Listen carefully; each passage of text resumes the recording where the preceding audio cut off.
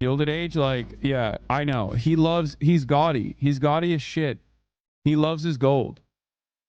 Okay? He's Mr. Gaudy. He's Mr. Nouveau Riche. He just doesn't, he sucks.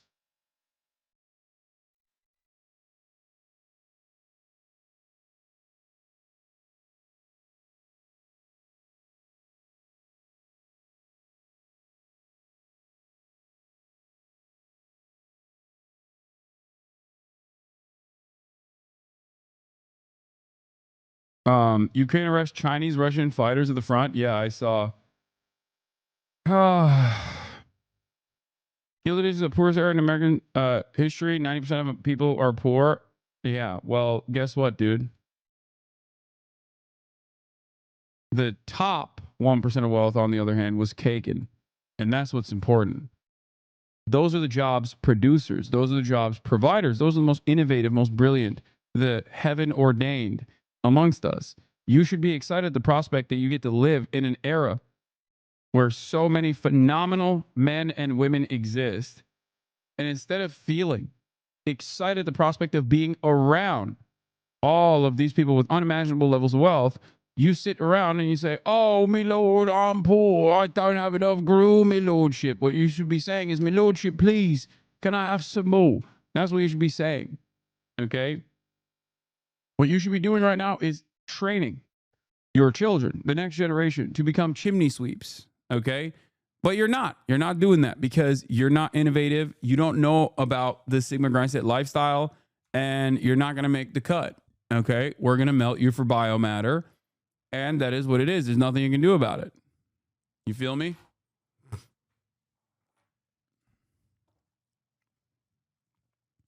This must be another reason why he loves Erdogan. Yeah, I mean, Erdogan is all about that gaudy shit too, of course. He thinks he's a padishah, bro.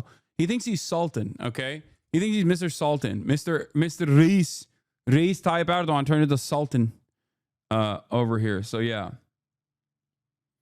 Mahmoud's immigration court hearing in process right now. We'll share any updates in chat as I receive them. Hell yeah, thank you. We have our wherever people in the front lines. It has been revealed that the rapist minister is Orit Strock, the minister of settlements and a member of the party of Smotrich and one of the leaders of the settlers in Hebron. First publication. What? Daughter of coalition minister claims she was raped by both her parents and filed a police complaint against them. First publication, Daniel Amram, without censorship at this stage. We can only publish the following details. The daughter of a minister who currently serves in the government published on her Facebook account that she was raped by her parents and even filed a police complaint against them. Dude, just Israel stuff, you know? Just Israel things, baby. Just Israel things, you know? Maybe they'll put them on TV to be like, you don't understand. This Daniel Amram is really sketchy overall. Yeah, I don't know. This Daniel Amram is the second time I've seen info coming out that was a little off base.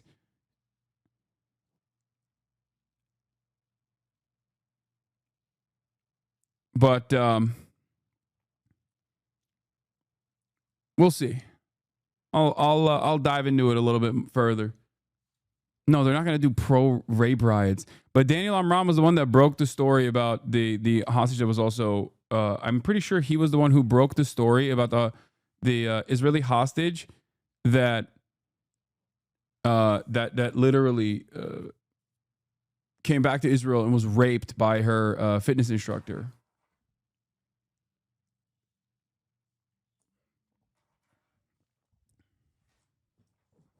But yeah, he is a little bit of a. I'll keep it $150. He's a little bit of a. What's the term? Should I say fabulous? From stuff that I've seen, like you know, there are instances where he's on the money.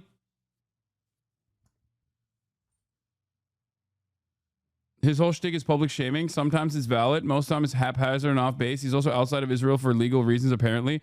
Yeah, no shit. Yeah. We're talking about Daniel Amram, the journalist who the investigative reporter who broke the story of the Israeli minister of the Knesset who may or may not have raped his daughter. Like the daughter of the Knesset. Okay, we'll get to that story later. Okay, there's so much to cover. We'll get to that. We'll get to that later today. Okay. Are you going to cover what seems to be strikes in Iran soon? Dude, I'm going to cover it all. Okay. The American government is revitalizing. The American government is revitalizing its military. We're going to be the $1 trillion military, baby. That's right. 700 billion is not enough. We need more billions. We need more bees. We need 300 extra bees, baby. 200 extra bees. Fuck it. We are now moving from the B to the T. That's right. Remember when the Trump administration was like, I'm a peaceful dove. I'm a peaceful dove. We're gonna cut down on this wasteful spending. So much wasteful expenditure out here. We gotta cut that down. Yeah, thank God. Thank God my goat is doing that. Of course, if you believe that even for a brief moment, as many people that are my naysayers in the MAGA Communist Coalition were constantly yelling at me over, well, you're a fucking moron. Okay, what did I tell you? American foreign policy is uniparty. American foreign policy is uniparty. Yes, the Trump administration or the Republicans will maybe move the needle further. But as I have demonstrated time and time again, even the trade policy that Trump is talking about is put together in a haphazard fashion, obviously undermining the global economy and destabilizing it in dramatic ways. Having said that, the goal and the direction was set forth by one man. His name is Barack Hussein Obama. All of the undermining of the World Trade Organization and the deliberate efforts of trying to decouple global trade from China, that started under the Obama administration. Donald Trump follows through on a lot of Obama's agenda. Donald Trump also followed through on Obama's agenda when it came to making European leaders spend a higher percentage of their GDP on their own defense in NATO. That was Obama. He's the one who actually started this process. Donald Trump actually pushed it. Remember, these things matter. All right? Our extraction, our not extraction, sorry, our extortion protection racket, NATO. Donald Trump did the damn thing, and that's precisely why Biden didn't reverse it. Biden did not reverse those decisions. So that's important to recognize. However, there are still plenty of things that the Trump administration has done and will continue to do that is haphazard, silly, belligerent, for seemingly no discernible reason. Even directionally, it might be it might be in line. Directionally, it might be in line with the agenda of previous administrations in terms of global trade, in terms of undermining China at the global stage, for a multitude of different reasons.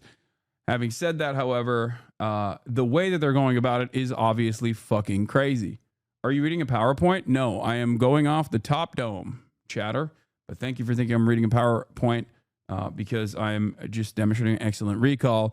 Let's continue. Trump stands firm on tariffs amid the stock market turmoil. Let's take a look. Trump is holding firm on his tariffs, rejecting calls for a pause. Chief White House correspondent Mary Bruce tracking that debate. Good morning, Mary. Good morning, George. Well, with his sweeping so-called reciprocal tariffs set to take effect at midnight tonight, the president is not backing down, but his administration is sending some mixed messages about this trade war. The president speaking of these tariffs as permanent policy while also opening the door to bargaining. This morning, in the face of turmoil on Wall Street, President Trump remains defiant. I don't mind going through it because I see a beautiful picture at the end. He's showing no signs of budging, despite growing fear among economists that a recession is on the horizon. Top investors, even Trump supporters, now urging him to hit the brakes. I asked the president, would you be open to a pause in tariffs to allow for negotiations? Well, we're not looking at that. We have many countries that are coming to negotiate deals with us, and they're going to be fair deals. The White House says almost 70 countries have come calling, but so far only Japan appears engaged in any kind of active negotiations before Trump's 24% tariff takes effect. We pressed the Treasury Secretary. You're starting to negotiate. How soon do you think we could see some deals be made? Well, we have one of the Vietnamese officials coming in. I thought Scott Bessent would have backed away from this by now. I really thought that he would have backed out of this.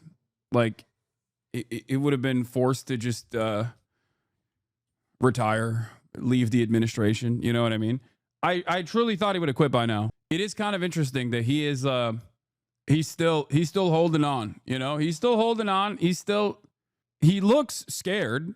He has the attitude of a man who is not. It feels like he's not happy about what the things that he has to defend, but we'll see. The Japanese are very eager to get over, and I think you're going to see a couple of big trading partners do deals very quickly. The president pressed on the purpose of his tariffs as his administration sends mixed messages, asked if they're a permanent strategy or a short-term negotiating tactic. Well, they can both be true. There can be permanent tariffs, and there can also be negotiations, because there are things that we need beyond tariffs. The president appearing. Yeah, his message is now the White House message. Talk about negotiations, but keep the tariffs. The reason why they're doing that is because they want the markets to scream a little less.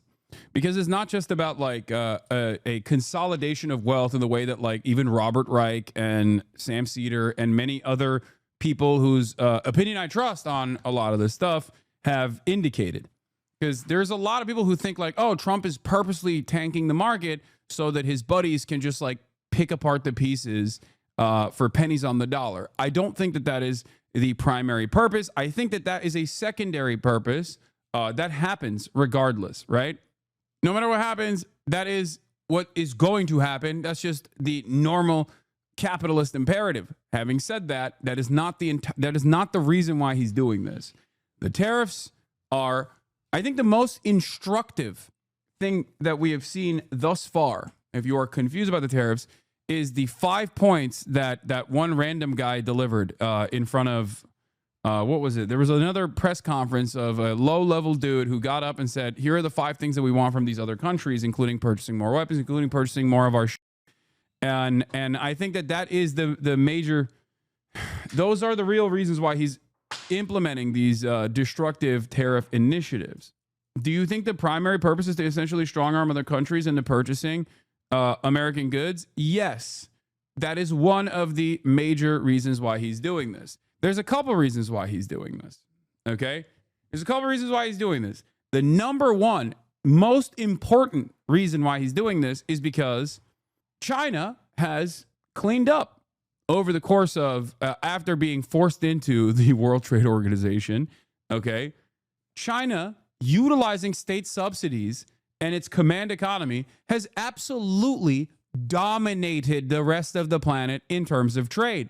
And other countries don't look to that and go, wait, why don't we also have a higher degree of socialization and try to implement a command economy? Instead of doing that, other countries decided, you're cheating. That's basically what this is. This is called cheating. There is a finite amount of subsidies that you can offer your agricultural producers. If you're America, you can do whatever the fuck you want. It doesn't really matter. But ultimately, if you are using capitalism as a sleeve, right, and you're not actually capitalist minded, and you are instead utilizing your supposedly capitalist corporations to dominate global trade by offering complete state control to your production that makes it impossible to compete against, then that's really fucked up. That's called cheating. That is unironically the argument, okay? They say Chinese meta too strong. Chinese meta is too strong. Please nerf. This is OP. At no point does anybody go, why don't we also chase the Chinese meta? Not a single person has decided that perhaps that could be the next evolution of capitalism. Okay? So that's a big gripe that obviously Ursula von der Leyen has, the European markets have. That's a big gripe that America has. And Donald Trump wants to decouple the rest of the world from Chinese manufacturing by force. Okay? White House aide Stephen Moran outlines 5 potential responses. This is, ironically enough, one of the most instructive things I have read, knowing what I know about the Trump administration, knowing what I know about Project 2025, knowing what I know about previous administrations and their overarching goals of undermining Chinese dominance of the global stage for global trade. Okay? This is, I'm telling you right now, the greatest summarization of what their administration's goals are. Don't listen to anything else, just this. Number 1, foreign countries can accept tariffs without retaliation, giving U.S. revenue. Number 2, they can stop the unfair/harmful trade practices and buying more from the U.S. This is the major part. This is what they want to do. They want to forcibly sell our hormone-induced beef to other countries at the higher price points that they can't even purchase at, or they want our salmonella chicken by force to dominate their marketplaces, okay? Or they want our cars that they cannot drive in their roads to dominate their roads. This is what it is, because other than that, what else do we sell? Weapons. And also, of course, services. We sell a lot of services. The entire global economy revolves around services. Financial services, tech services, things of that nature, okay? Those are the things that we sell, and we already dominate on that front regardless. Boost defense spending and procurement from U.S. And ding, ding, ding, there it is. This is the third and perhaps also incredibly important point. They want other countries to make up for the trade deficit by buying more of our weapons, okay? Buy more of our arms. Please buy more of our arms. That's the only thing we have. There is nothing else that we have. We don't make shit. We make weapons. So you have to buy these weapons. And then, last but not least, they want foreign nations to invest and install factories in the United States and also directly write checks to the U.S. Treasury. That last one is really funny. So this right here, in my opinion, is the most instructive 5-point goal that I have seen so far from the administration. Pay no attention to what like Navarro says versus what Lutnick says versus what Bessent says versus what Donald Trump says. They have their own personal goals, but I think overall this is the greatest summary I have seen of the actual goals that the administration has beyond what I just described to you about forcing China to no longer have this dominant position in global trade because their subsidy-backed commodity production methods are unfortunately for the rest of the world impossible to compete with.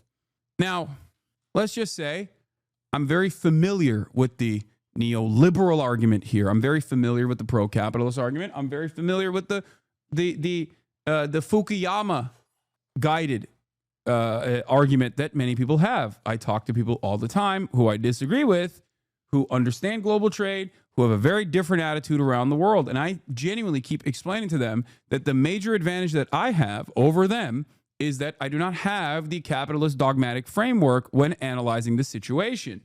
Okay? They do.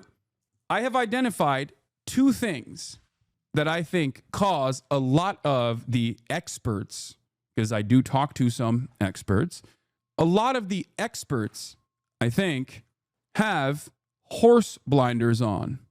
They operate within the capitalist dogmatic framework, and therefore they can't make sense of what China is doing, or rather, sometimes they analyze what China is doing and consider it to be cheating. Okay? The two issues are, number one, assuming, and this will always lead you astray, assuming that China is operating with the profit motive, with the capitalist framework, okay? That their goals overall are to make sure that their corporations have higher profit margins year over year. That's the only thing that China cares about. If you think that that's how China operates, just like Western liberal democracies do, you're going to be wrong every single time. You're going to be wrong in a very public and in a very spectacular way. You're going to think, ghost cities, greatest example, right? You're going to go, look at these ghost cities. They're empty. Nobody wants them. Why are they building them? Oh, just for jobs, right? In the short term, haha, how stupid. Guess what? They're no longer ghost cities because they were doing planning ahead of time. Okay?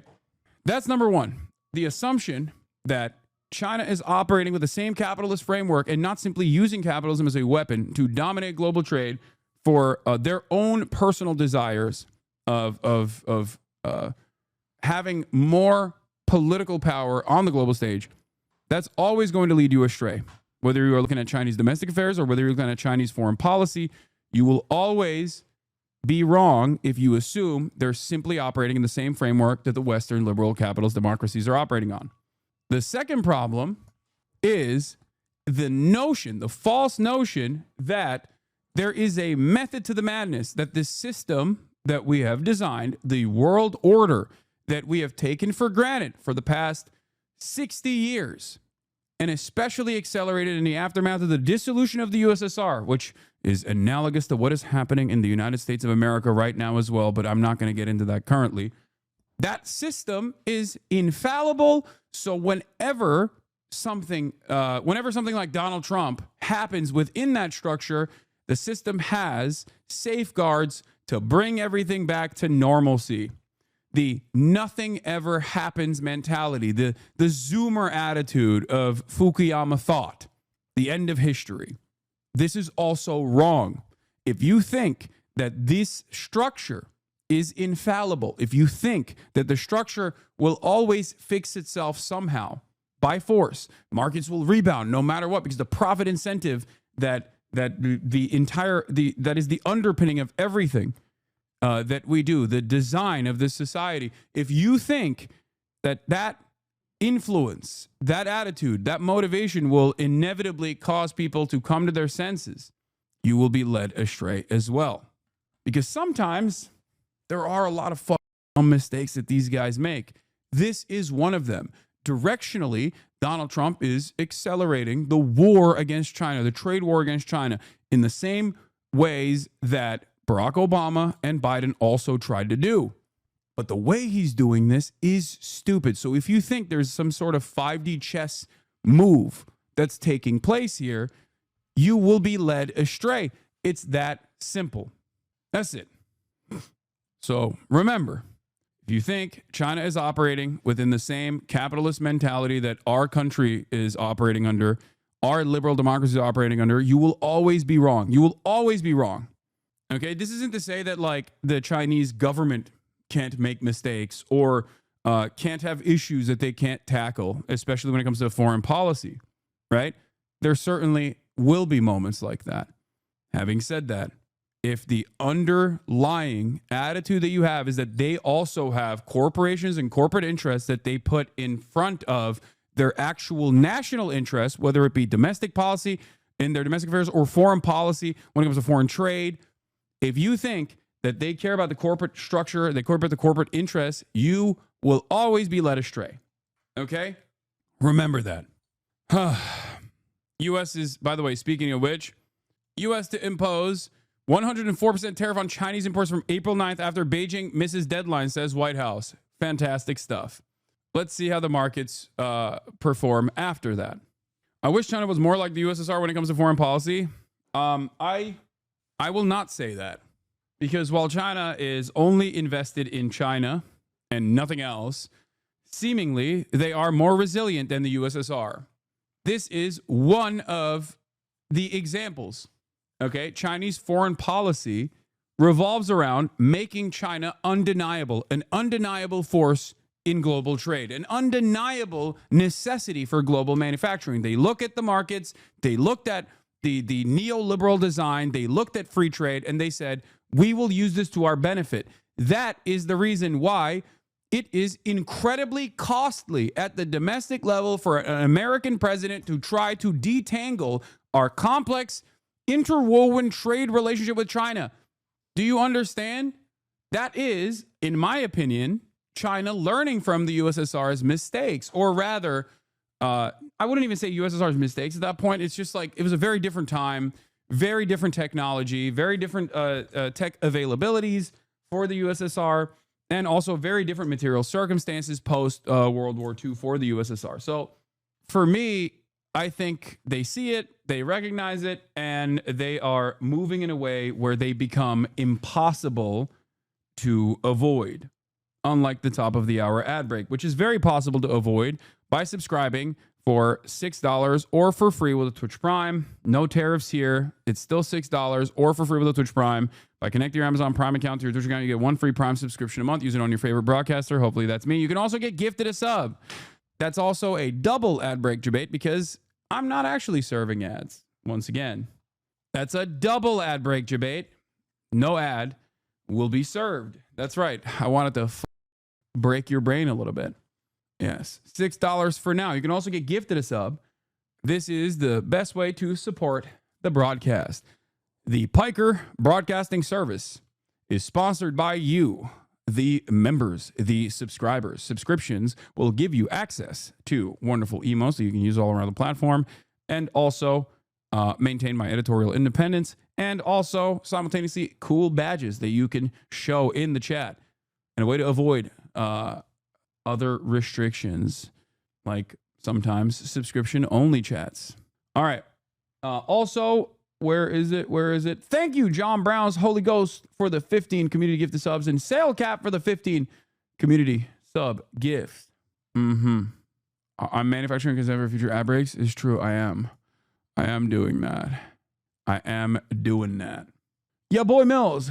Also, thank you for the 5 gifted subs. Yeah, but China's still trading with Israel. Would you rather have imperialism disguised as sustainability or an anti-imperialist regime? Yeah, no, I think it's also fucking China is doing that. I mean, I talk about that all the time. That's why I say China is only interested in China and nothing else. And even then, of course, like, one country is trading with Israel, the other country is giving Israel nonstop, endless supply of weapons and political capital, social capital, and defending Israel. So China is anti-Zionist in comparison to America, okay? Having said that, of course, they are not anti-Zionist, and they absolutely do collaborate with Israel. They have given Israel surveillance technology that Israel uses against the Palestinians in the West Bank. So does America, of course. But this is something that I recognize, openly criticize. But let's continue. Alongside Israeli Prime Minister Benjamin Netanyahu, whose own country is being slapped with a 17% tariff despite being America's closest ally in the Middle East. Netanyahu seeming to give Trump what he wants, promising to lower Israel's tariff rate on the U.S. to 0.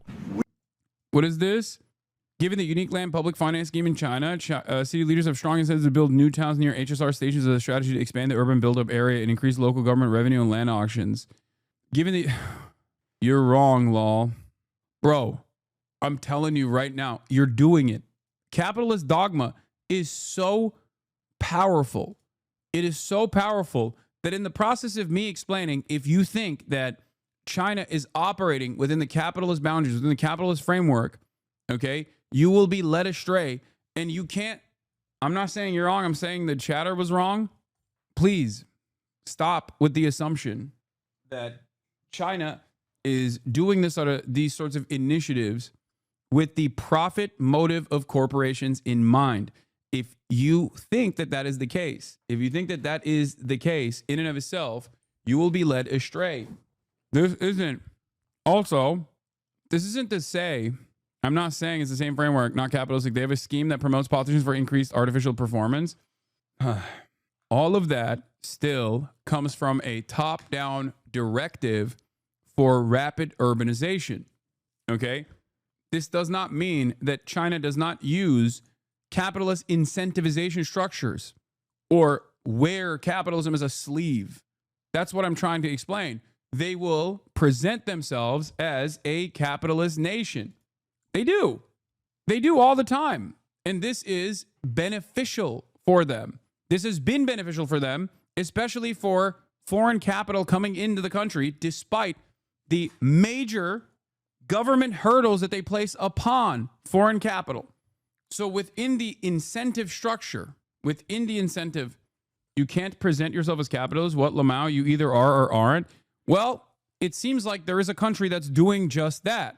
A country that has billionaires within the party structure, a country that has corporations, a country that has a stock market, and yet the underlying fundamentals have nothing to do with boosting the profit motive. And beyond that, they very quickly they'll very quickly shut that shit down if necessary. That's the whole point. It's a great example. Subsuming private interest to the state is just fascism, dog. Okay, China is fascist, dude. You're right. That's what it is. Yes, they're a fascist country. America is not a fascist country. America is a capitalist liberal democracy. China is a fascist country. You got it. Words actually don't mean anything. By that logic, USSR was fascist. I mean, yeah, liberal capitalists do unironically make this argument. They think that. Yes, they do think that. Look, I'm not gonna keep talking about this. It's okay. You can think whatever you want to think. But there will come a day, and I think for a lot of people, they are coming to that recognition right now. If you have pumped your brain full of China is going to evaporate any day now style videos over and over again, China is the worst country on the planet, blah, blah, blah, all these videos over and over again, you probably will find yourself a little confused in this process. I don't. And that's the reason why I'm trying to help you develop a different perspective on the way that China operates to the best of my ability. I'm not the most knowledgeable either on this matter. Do you see what I'm saying? We will eliminate the trade deficit. USSR was fascist? What do you mean? But Okay, even bro, with that come on, assurance, stop. Trump's Stop. still not committing to reducing the tariffs on Israel. Maybe not. Maybe not. Don't forget, we help Israel a lot. On Capitol Hill, Republican leaders publicly shrugging off concerns, arguing the president's plan will take time. We have to give the president space. But among some rank-and-file members, dissent is growing. 7 Republican senators now joining with Democratic Senator Maria Cantwell to introduce a long-shot bill that would require the president to notify Congress of new tariffs that Congress would need to approve within 60 days. A similar bill in the House brought by moderate Nebraska Republican Don Bacon, but neither likely to. People understand communism is an evolution of capitalism, but not understand that a transitional state might use a global capital structure to transition away from it. Yeah, but the problem is people don't understand that communism is an evolution of capitalism. They don't. They think it's a totally separate thing that that is very scary and bad. Like communism means no toothbrush or whatever the fuck. So they don't. To pass, Trump already threatening to veto. Congress must immediately take back power from Donald Trump before he causes more damage to the economy. Now, all of this will play out on the Hill today when Trump's top trade rep. You're over-exaggerating. China's top-down initiatives aren't the result of nothing but pure intentions for all the Chinese people. The most powerful and wealthy have as much sway as in the West. Xi can kill some of his opponents, but he can't kill all of them. So the profit motive is still very important. People are sacrificing the process just like here. Yeah, I am also not I don't have delusions about this either. That's why I always talk about how like the anti-corruption initiatives that Xi Jinping implemented have also been implemented towards people who were outside of the scope of the regime or sometimes spoke out of turn. This is something that I also mention all the fucking time. But ultimately, any kind of anti-capitalist initiative, first of all, by the way, when he says kill, I don't think he means literally kill, right? I don't think you meant literally kill, right? You're not, because you can't say I'm over-exaggerating and then say Xi Jinping murders his billionaire opponents. Because that is insane. My friend is a former trot turned ML. He's talked to CCP people before, and they literally do seriously believe that they are a transitional socialist state. No, I think so too. I think that they do believe it. Yes. What is the shaking meme? I'm lost. It's when I pull someone to the public square and then shake them like a baby to shake some sense into them. All right, let's keep going. Testifies before the Senate Finance Committee. He's expected to defend the president's trade agenda and be pressed on the fallout. George. Okay, Mary, thanks.